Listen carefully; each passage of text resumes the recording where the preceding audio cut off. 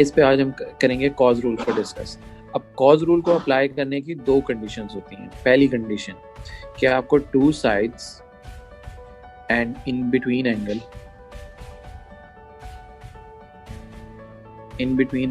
Is given. पहली condition ये। Second condition ये होती है कि आपको all three sides are given. All three sides are given, ठीक है। ये जो तीन साइड वाला होता है ये हम एंगल को फाइंड करने के लिए यूज करते हैं नॉर्मली, ठीक है। वैसे भी यूज कर सकते हैं लेकिन नॉर्मली इसको एंगल को फाइंड करने के लिए यूज करते हैं। अब करते किस तरह है, लेट्स सपोज कि हमारे पास यहाँ पे एक ये क्वेश्चन है। मैं ये एक ट्राइंगल बनाता हूँ, let's label A, B and C। This is 20, this is 30, this is 22, ठीक हो गया। अब यहाँ पे कोई भी एंगल 90 का नहीं शो हो रहा, तो सबसे पहले तो अब यहाँ जब 90 का नहीं है तो it's a non right angle triangle. Non right angle पे क्या क्या चीज़ें अप्लाई होती हैं, cos rule and sine rule. सबसे पहले कॉज रूल की कंडीशंस चेक कर लेंगे।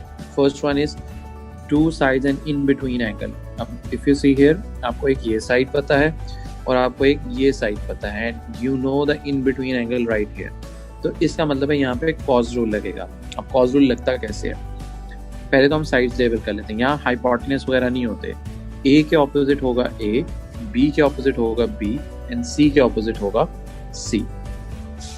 अब यहाँ पे हमने जो साइड फाइंड आउट करनी है वो करनी है हमने ए वाली। तो फॉर्मूला जब बनाएंगे वो हम कुछ इस तरह से बनाएंगे। सी जो साइड निकालनी है ए, उसको इस साइड पे, द रिमेनिंग टू साइड्स हम यहाँ लिखेंगे -2। यही जो दो साइड्स हैं इनको आपने दोबारा यहाँ पे रिपीट करना है, which is B and C। And now cause जो यहाँ पे साइड थी उसका जो एंगल है वो यहाँ पे आएगा, तो कॉज A। दोबारा देख लो मैंने क्या किया, मैंने A वाली साइड निकाली थी उसको यहाँ पे, the remaining two sides are right here.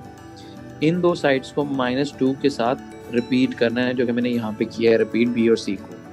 And the last one is cos, angle जो होगा जोन सी साइड हम निकाल रहे हैं उसी का एंगल जो है वो यहाँ पे जाएगा। इस फॉर्मूले में यहाँ तक किसी को कंफ्यूजन के फॉर्मूला बनता कैसे, अगर B का फॉर्मूला बनाना है तो क्या बनेगा, कोई एक बंदा बता दे।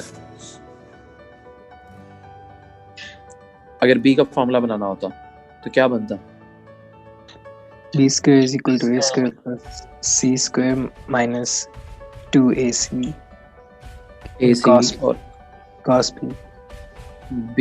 Very good. किसी को ना समझ आया, हाँ रिदा, एमन, मीना, हादिया, माज, समझ आ गया सर। ओके। अब फॉर्मूला हमें पता है, मैं ये नीचे वाला वैसे रेज कर देता हूँ, ऊपर वाला हम फॉर्मूला यूज करें। अब जो वैल्यूज हमें पता है वो हम सब्स्टिट्यूट कर लेते हैं।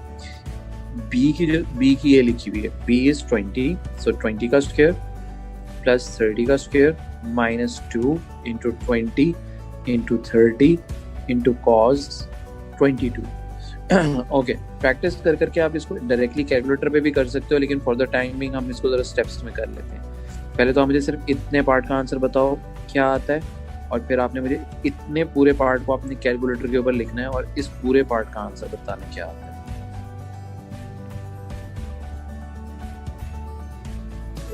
फर्स्ट पार्ट का 1300, ओके, माइनस आगे पूरे वाले को मल्टीप्लाई करो, देखो क्या आता है।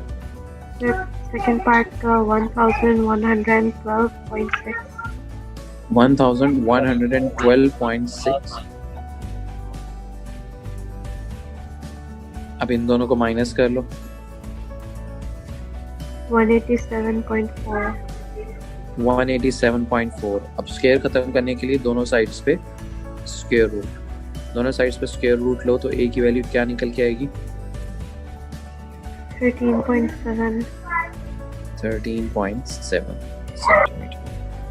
यहाँ तक किसी को कंफ्यूजन हो किसी स्टेप पे, किसी का कोई आंसर डिफरेंट आ रहा हो दरमियान में तो पूछ ले। ओके, ये मैंने एक और क्वेश्चन दिया है, इसमें आपने ये मिसिंग साइड फाइंड आउट करनी है। हाँ ईमन बताओ, आपको समझ आया? जी सर। ओके, जरा आप ये वाला ट्राई करके देखो और फिर मुझे बताओ। पहले आप मुझे फॉर्मूला बताना आपने क्या बनाया था, ठीक है? जी sir, c square is equals to a square plus b square minus 2ab cos c. Very good. Okay, निकालो आंसर. Sir, answer 39.2. ओके, अभी देख लेते हैं. 29.2. स्क्वायर हाँ रूट जी. लेकर 0.26 तो सॉरी, इसके बाद स्क्वायर रूट भी है. जी कितना है आंसर आता है स्क्वायर रूट लेने के बाद? 6.26. 6.29.2 पर नहीं. Sir, it is 39 मैंने बोला था. अच्छा, 39.2. अच्छा, ओके. 26. 6.26. ओके, यहाँ तक किसी को कंफ्यूजन है?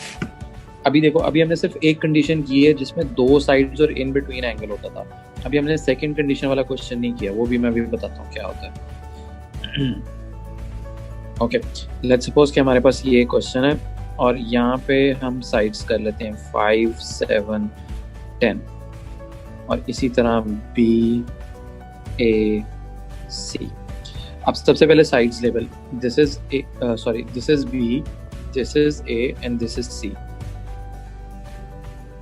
ओके, अब मैं कहता हूँ यहाँ पे कि आपने फाइंड करना है ABC.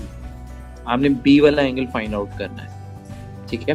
अब इसको भी निकालने का तरीका हम लगाएंगे यही कॉस लो. मैं यहाँ पे मार्क कर लेता हूँ. आपने ये वाला एंगल फाइंड आउट करना है. अब देखो, फॉर्मूला उसी तरह बनेगा. आपने B का फॉर्मूला बनाना है. So B square is equals to A square plus C square minus 2AC cos B. Okay, अब वैल्यूज देखे जाएं तो इधर B की वैल्यू हमें पता है विच इज 10 का square 7 square plus 5 square minus 2 into 7 into 5 into cos B. Okay, 10 square is 100.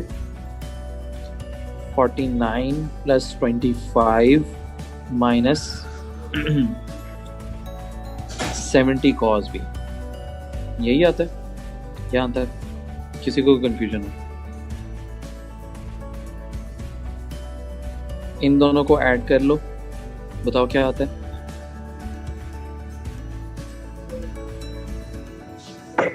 Seventy 74. अब इस 74 को हम इधर जाके माइनस कर लेते हैं. सो 100 minus 74 would be 26. So 26 minus 70 cos B. ठीक है. एक मैं कॉमन मिस्टेक जो है वो मैं बता देता हूँ कि जो आप लोग कॉमन मिस्टेक करते हो, आप करते ही है वो, मैं ये थोड़ा सा रेज कर दूँ, आप करते ही है वो कि आप लोग इस पूरे 49 प्लस 25 माइनस 70, आप इस पूरी को इकट्ठा करते हो और जो भी आंसर आएगा आप उसको, लेट्स सपोज 10 आता है तो आप 10 cos B लिख दोगे. वो गलत होता है. देखो, ये जो 70 और cos B है, ये आपस में मल्टीप्लाई हो रहा है. ये इसी तरह ही है कि मैं लिख दूं 2 माइनस 3x. 2 माइनस 3 अभी हम नहीं कर सकते क्योंकि यहाँ पे इसके साथ x लगा हुआ है.